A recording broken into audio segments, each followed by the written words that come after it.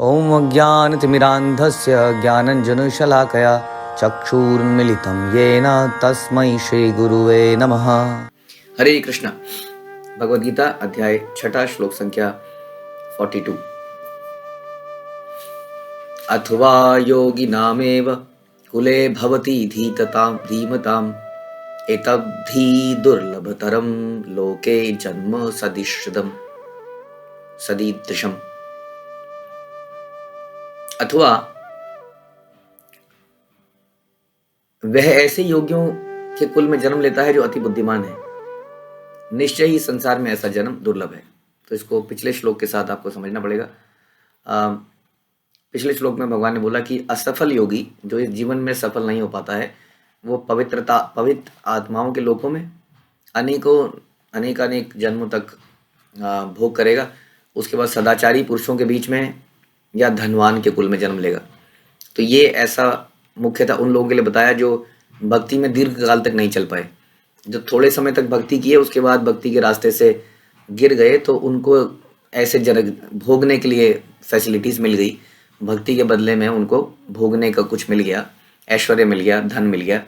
लेकिन ऐसे लोग जो उन्होंने काफ़ी समय तक भक्ति करी, उनके बारे में आज बता रहे हैं कि जो लोग दीर्घ काल तक योग करने के बाद असफल होते हैं, वह ऐसे योगियों के कुल में जन्म लेंगे जो अति बुद्धिमान है, और ऐसा जन्म बड़ा दुर्लभ है। ये किस जन्म की बात कर रहे हैं? कौन व्यक्ति बुद्धिमान है? क्या किसी साइंटिस्ट के घर में पैदा करने की बात कर रहे हैं? कहाँ पे कह रहे हैं? कौन है ये बुद्धिजीव? वास्तव में बुद्धिमान व्यक्ति वो है जो जीवन के मूल्य को समझता है, हमारी खुद की पहचान समझता है। जो व्यक्ति खुद की पहचान को ना समझे, चाहे वो कुछ भी समझता हो, वो बुद्धिमान नहीं माना जा सकता, राइट? किसी व्यक्ति से पूछा जाए कि आप कौन है, और वो सोच में पड़ जाए थोड़ी देर कि मैं कौन हूँ, तो चाहे उसके पास कितनी भी डिग्रियां होंगी, आप कहोगे ये सनकी है, खाली डिग्रियां इकट्ठी कर रखी हैं इसने। खाली इसने बहुत सारी डिग्रियां इकट्ठी कर रखी हैं, इसको इतना तो नहीं पता है। मैंने पूछा कि तुम कौन हो, और बता ही नहीं पा रहा कि कौन है कि नहीं? तो उसको हम बुद्धिमान नहीं मानेंगे। तो यही बात हम कहते हैं कि जब व्यक्ति ये जानता ही नहीं कि उसका असली स्वरूप क्या है, व्यक्ति को पूछा जाए कि आप कौन है, तो व्यक्ति अपना नाम बताता है, मैं मिस्टर दिस एंड दिस हूँ, ये मेरा नाम है, ये मेरा सरनेम है। पिता का नाम पूछा जाए तो ये मेरे पिताजी का नाम है। वास्तव में इसका मतलब हम अपनी असली आइडेंटिटी को नहीं जानते हैं, जो कि भगवान हमारे वास्तविक पिता हैं और हम उनकी संतान हैं, उनके इटर्नल दास हैं। हमारा स्वरूप वास्तव में ये नहीं है जो हम देखते हैं अपनी आँखों से। तो इसका मतलब जो अपनी पहचान को जानता है वही व्यक्ति को समझदार कहना जाना चाहिए, केवल जानता नहीं है। बुद्धिमान वो व्यक्ति है जो पहचान के अनुसार फिर कार्य भी करता है, जो जीवन के मूल्य को समझता है कि जीवन वास्तविकता में भगवान के धाम में जाने के लिए है, पवित्रता के लिए है, भगवान की सेवा के लिए है। इन मूल्यों को जो जानता है, ऐसा व्यक्ति बुद्धिमान कहा जाता है। तो जो ऐसे जगहों में पैदा होता है, उसके बारे में बता रहे हैं कि जिस व्यक्ति ने दीर्घ काल तक भक्ति करी लेकिन कुछ गलती उससे हो गई, तो वो ऐसी जगह में पैदा होगा जो जहाँ पे काफ़ी बुद्धिमान लोग रहते होंगे। यानी कि बुद्धिमान कौन हमने डिस्कस किया, यानी कि भगवान के भक्त जहाँ रहते होंगे। भगवान के भक्त सबसे बुद्धिमान है, क्योंकि वो जानते हैं जीवन का मूल्य क्या है, जीवन में करना क्या है, उद्देश्य क्या है, उस उद्देश्य को प्राप्त कैसे करना है। ये सारी चीज़ें भगवान के भक्त जानते हैं, इसलिए वहाँ पर वो जन्म लेगा। और ऐसा जन्म बड़ा दुर्लभ है वास्तव में, वेरी रेयर। डिवोटीज़ के यहाँ पे प्रभुपाद अपने परपट में बताते हैं कि उनके गुरु महाराज जो हैं, जिनका भी आविर्भाव दिवस भी निकला था, कि भक्ति सिद्धांत सरस्वती गोस्वामी, उनका जन्म भी इसी प्रकार था, क्योंकि वो भक्ति विनोद ठाकुर के यहाँ पर पैदा हुए, जो कि परम वैष्णव थे। उसी तरह से शिला प्रभुपाद का जन्म भी एक ऐसे ही परिवार में हुआ, जहाँ बचपन से ही उनके पिता ने भक्ति कराई। शिला प्रभुपाद के बचपन में जब वो छोटे से थे, उनके पिताजी ने एक छोटा सा रथ बनाया, जगन्नाथ बलदेव सुभद्रा का, जिसमें प्रभुपाद ने बचपन में ही रथ यात्रा निकाली, बिल्कुल छोटे छोटे में, और गली मोहल्ले के बच्चों को जोड़ लिया। और उनके पिताजी ये सब ऑर्गेनाइज करते थे अपने बच्चे के लिए। प्रभुपाद बताते हैं कि जब वो सवेरे उठते थे, तो सवेरे उनकी नींद खुलती थी घंटियों की आवाज़ से। उनके पिता बहुत जल्दी उठ के सवेरे सवेरे पूजा पाठ करते थे, और प्रभुपाद एकदम से उस आरती से उठ जाते थे एकदम से। तो उन्होंने बचपन से ये सब देखा। उनके पिताजी घर में कई सारे संतों को बुला के लाते थे और उनका घर में प्रसाद करते थे। इस तरह की एक्टिविटीज़ उन्होंने घर में अपने बचपन से होते हुए देखी। तो इस प्रकार से जो ऐसे वैष्णव होते हैं, वो ऐसी जगह में पैदा होते हैं जहाँ पर भक्ति का माहौल होता है। आपको याद होगा भगवान कहते हैं नेह विक्रम नाशोस्ति, कि हम अगर जरा सी भी भक्ति कर लेते हैं तो भगवान ने पीछे बताया कि आई एम द प्रोटेक्टर, मैं उसको प्रोटेक्ट करता हूँ। हाँ, हमने कई एग्जाम्पल डिस्कस करी कि संसार में हमने MBA की डिग्री ले ली, हमने IIT की डिग्री ले ली, हमने कई सारी अकाउंटिंग की डिग्री ले ली, पैसा कमा लिया, लेकिन हम जब दोबारा पैदा होते हैं तो सारी डिग्रियां जीरो हो जाती हैं। हमें दोबारा से पढ़ना, आ ई ABCD पढ़ना पड़ता है। हमने डिस्कस किया कि भक्ति वहीं से शुरू होती है जहां हमने खत्म करी होती है। अब कोई व्यक्ति पूछेगा कि माना मैं पिछले जन्म में केवल प्रसाद ही पाता था, अब मेरी मृत्यु हो गई और मैं कुछ मेरे में कमियां रह गई, मैं भगवान के धाम में नहीं जा पाया, अब अगर मैं कहीं पैदा होऊंगा तो मुझे तो मालूम नहीं है, आपने कहा वहीं से ज्ञान शुरू होगा, तो क्या मैं पैदा होते ही भगवान को भोग लगाने लगूंगा तुलसी डाल के? ये कैसे पॉसिबल है क्या? हाँ, अगर भक्ति वहीं से शुरू होती है जहाँ मैंने खत्म करी थी, तो मैं भोग कैसे लगाऊंगा बचपन में, तो मैं कैसे पाऊंगा? इसको प्रोटेक्ट करने के लिए कैसे प्रोटेक्ट किया जाएगा, इसको आप बताइए। जब तक कि वो किसी वैष्णव के यहाँ पैदा नहीं होगा। जब वो वैष्णव के यहाँ पैदा होगा तो अपने आप से ही वो प्रसाद पाएगा। इस प्रकार भगवान उसकी प्रोटेक्शन करते हैं। हाँ, जिस नियम को वो पालन कर चुका था उस नियम को तोड़ नहीं पाएगा वो अगले जन्म में, अनजाने में, क्योंकि बच्चा है। भगवान उसकी प्रोटेक्शन करते हैं और भगवान उसको ऐसी जगह में पैदा करते हैं जहां से उसके नियम वहां से आगे की और पालन करेगा वो। हाँ, और वास्तव में आप देखेंगे कि ये संस्कार की बात आ जाती है कि हमारे बचपन में हम बहुत सारे ऐसे काम कर देते हैं जो हमें मालूम नहीं है कि हम क्या कर रहे हैं, बट हम कर देते हैं क्योंकि ट्रेडिशन, फैमिली ट्रेडिशन ऐसा है। जैसे माना फैमिली ट्रेडिशन पैर छूने का है, माना फैमिली ट्रेडिशन जोत जलाने का है, भगवान की आरती करने का है। कई लोग बचपन से ही फैमिली ट्रेडिशन में भोग लगाना सीख जाते हैं, देखते हैं भगवान को लगता हुआ।